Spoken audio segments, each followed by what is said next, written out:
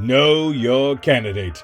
Presented by Portland is Possible, broadcasted by XRAY FM. In this segment, we offer a brief background on the visionary candidates that are proudly standing and running for the acclaimed Portland Area City Council. For now, we have a candidate of District 2 that incorporates St. John's, Kenton, Hayden Island, Mississippi, and Alberta neighborhoods. Hi, my name is Chris Olson, and I'm running for Portland City Council District 2. I'm a community organizer, an activist, a renter, and I'm running to make sure that everyday Portlanders have a say on our city council.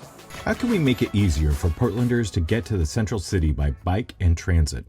So on my Pro-Portland plan, I have two things on there that would be really important related to this. The first is going to be an urban trail network, which is a network of protected pedestrian and bike lanes across the city. You can find this plan to build this on Bike Portland, so shout out to them and check it out. And then also I would want to fight for fairless transit throughout the city, using the kind of the bully pulpit and economic powerhouse of the city, and are lobbying to have Salem make sure that we have fairless transit in the metro area. What other city is getting public art right? That's a great question. For me, it's Chicago. I lived in Chicago for 4.5 years. It was an incredible experience, and I loved the art throughout the entire city.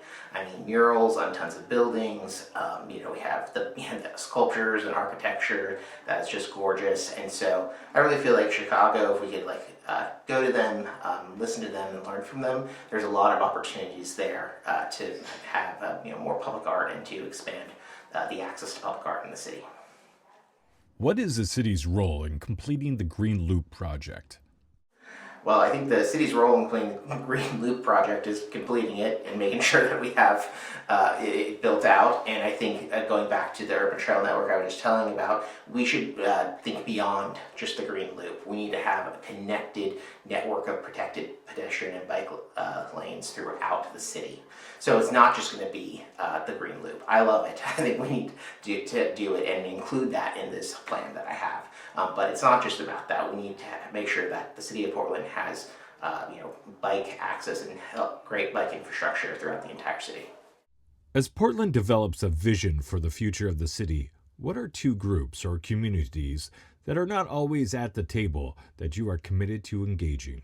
Yeah, well, I'm in District 2 and live not too far from the Albina neighborhood, and I think our Black community has constantly just been left out of the conversations in the city, and I'm really thankful for all the work of Albina Vision Trust and how they're doing to cap the freeway and repair and restore the historic injustices that have been done to that community. And I'm really glad that we will be able to start to restore that process, but I want to bring the Black community to the table in Portland as much as we can. And then finally, just the queer community, the LGBTQIA plus community, that they do have a lot of say in here, but I also just need to continue to make sure that all of our underrepresented groups are at the table, able to share what their needs and wants are, and also, highlight them and celebrate them, and make sure that they're recognized as a part of our thriving city. What is your vision for how Portland transforms in the next 10 years? Yeah, I think the two things are sustainability and affordability. Those things are most important to be. We need to make sure that we have a Portland that can survive the upcoming changes in the climate. Right now things are going to get hotter. Things are going to be there's going to be more disasters, and we're going to need to be prepared for those. We also need to make sure that our city remains affordable, because so many people are being priced out of the city. So I want to make sure that we pass my Renters' Bill of Rights that I have on my Pro-Portland plan. I think that would be an awesome opportunity to make sure that rents stay low in the city. And I just want us to continue to grow to be a city that works for everybody. Lightning round. What events or place in Portland that no longer exists do you wish you could bring back?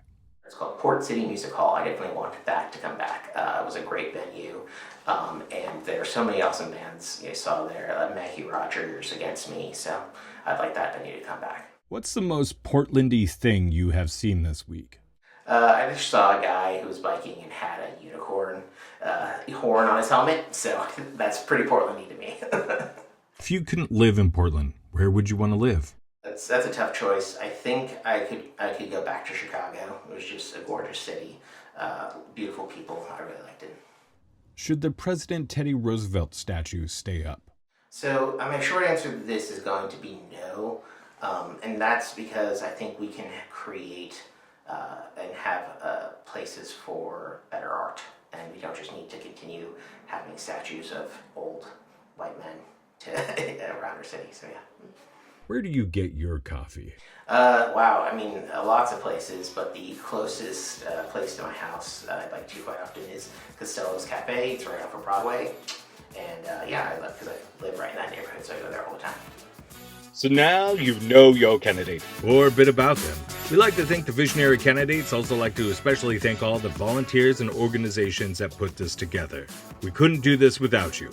To look at each candidate, be a good Portland citizen, and to be a dashing and informed voter, listen to X-Ray FM to learn about ballots and the new ranked choice voting system. And check out portlandpossible.org.